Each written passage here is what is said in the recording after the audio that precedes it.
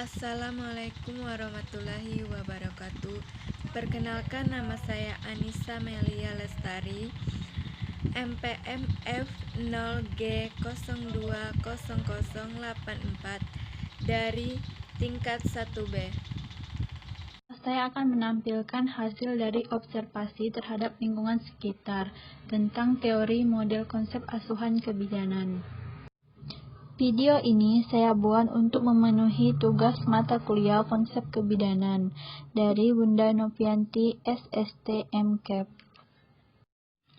Adapun teori yang saya bahas, yang pertama yaitu teori Repa-Rubin, teori Ramona-Marcer, teori Elajoy-Lerman, teori Ernestine, dan teori Jenbaum. Teori Repa-Rubin menekan pada pencapaian peran seorang ibu. Untuk mencapai peran ini, seorang wanita memerlukan proses belajar melalui serangkaian aktivitas atau latihan. Dengan demikian, seorang wanita, terutama calon ibu, dapat mempelajari peran yang akan dialaminya kelak sehingga ia mampu beradaptasi dengan perubahan-perubahan yang terjadi, khususnya perubahan psikologis dalam kehamilan dan setelah persalinan. Menurut Repa-Rubin, seorang wanita sejak hamil sudah memiliki harapan-harapan antara lain, yang pertama kesejahteraan ibu dan bayi, yang kedua penerimaan dari masyarakat, yang ketiga penentuan identitas diri, dan yang keempat mengetahui tentang arti memberi dan menerima. Teori Ramona-Marcer. Pada teorinya, beliau lebih menekankan pada stres antepartum atau sebelum persalinan. Dalam pencapaian peran ibu, pokok pembahasan dalam teori Ramona-Marcer adalah A. Efek stres antepartum. Yang dimaksud stres antepartum adalah komplikasi dari resiko kehamilan dan pengalaman negatif dari hidup seseorang. Perubahan yang dialami oleh ibu selama kehamilan terkadang dapat menimbulkan stres antepartum. Tujuan asuhan, memberi dukungan selama hamil untuk mengurangi ketidakpercayaan diri seorang wanita. Penelitian Marcer menunjukkan ada 6 faktor yang berhubungan dengan status kesehatan ibu, yaitu 1. Hubungan interpersonal, 2. Peran keluarga, 3. Stres antepartum, 4. Dukungan sosial atau support.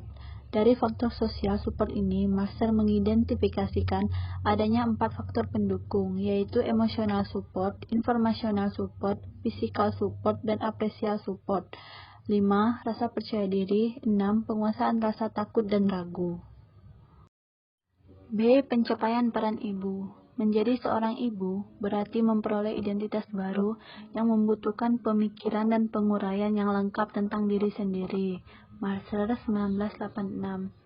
Peran ibu dicapai dalam kurun waktu tertentu, di mana ibu menjadi dekat dengan bayinya, termasuk peran dalam mengekspresikan kepuasan dan penghargaan. Marcer menegaskan bahwa umur, tingkat pendidikan, status perkawinan, dan status ekonomi adalah faktor-faktor yang sangat berpengaruh perubahan yang dialami oleh ibu. Selama kehamilan, terkadang dapat menimbulkan stres antepartum. Tujuan asuhan, memberikan dukungan selama hamil untuk mengurangi ketidakpercayaan diri seorang wanita, peran ibu. Teori Elajoy-Lerman. Teori ini mengharapkan bidan dapat melihat semua aspek dalam memberikan asuhan pada ibu hamil dan bersalin. Lerman dan Morten mengemukakan 8 konsep penting dalam pelayanan alternatif. A. Asuhan kebidanan yang berkesinambungan. B. Keluarga sebagai pusat kebidanan. C. Pendidikan dan konseling merupakan sebagian dari asuhan. D. Tidak ada intervensi dalam asuhan kebidanan. E. Keterlibatan dalam asuhan kebidanan. F. Advokasi dari pelayanan kebidanan. G. Waktu. Morten 1991 menambahkan 3 macam dari teori Lerman. A. Teknik terapeutik. B. Pemberdayaan. C. Hubungan dengan sesama.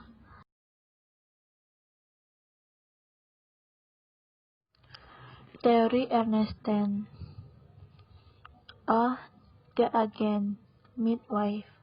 Filosofi yang dikemukakan adalah tentang kebutuhan ibu dan bayi yang segera untuk mengembangkan kebutuhan yang lebih luas, yaitu kebutuhan untuk persiapan menjadi orang tua. B. The Recipient, meliputi wanita, keluarga, dan masyarakat. Recipient, menurut Weidenbach, adalah individu yang mampu menentukan kebutuhannya akan bantuan. C. The Goals atau Purpose, disesuaikan dengan kebutuhan masing-masing individu dengan memperhatikan tingkah laku fisik, emosional, dan fisiologika. D. The Means, metode untuk mencapai tujuan asuhan kebidanan ada 4 tahap, yaitu 1. Identifikasi kebutuhan klien, memerlukan keterampilan dan ide. 2. Memberikan dukungan dalam mencapai pertolongan yang dibutuhkan.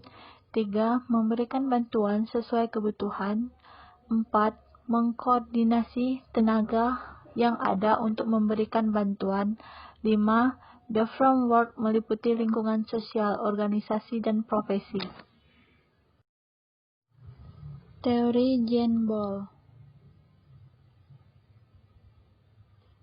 Mengidentifikasi faktor-faktor yang mempengaruhi keadaan emosi ibu dalam pelayanan. Hasil penelitian, terdapat 3 faktor yang mempengaruhi keadaan emosional ibu saat postpartum, yaitu kepribadian ibu, dukungan dari keluarga atau lingkungan sosial, layanan yang diberikan oleh petugas layanan maternitas. Ball mengemukakan teori kursi goyang atau deck chair yang terdiri dari 3 elemen, yaitu pelayanan maternitas, pandangan masyarakat terhadap keluarga, sisi penyangga atau support terhadap kepribadian keluarga. Ketiga elemen tersebut dapat dijelaskan sebagai berikut. 1. Dasar kursi dibentuk oleh pelayanan kebidanan yang berpijak pada pandangan masyarakat tentang keluarga. 2. Tompangan kanan-kiri adalah kepribadian wanita, pengalaman hidup. 3. Topangan tengah atau yang menyangga kursi dari belakang kanan-kiri adalah keluarga dan support system. 4. Tempat duduk menggambarkan kesejahteraan maternal yang tergantung pada efektivitas. Dari lingkungan sekitar saya, yang saya amati adalah perbedaan antara ibu hamil yang tinggal berdampingan dengan keluarganya, ayah, ibu, dan saudaranya, dengan seorang ibu hamil yang jauh dari keluarga atau rantau. Ibu hamil yang dekat dengan keluarga, ia akan mendapat perhatian lebih dari keluarganya. Dukungan dan kasih sayang juga ia dapatkan. Sehingga mendekati proses persalinan, maka ibu tersebut akan siap baik secara mental maupun fisiknya. Ibu hamil yang dekat dengan keluarga akan merasa lebih bahagia, merasa banyak orang-orang yang menyayanginya, merasa tidak punya beban, dan akan jauh dari kata stres dan akan sangat berefek baik pada bayinya.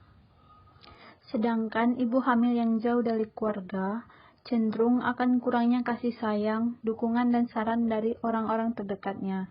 Ibu bisa mengalami kesedihan, stres, dan ketidaksiapan menjelang persalinan. Hal ini akan berefek buruk pada kandungannya atau bayinya.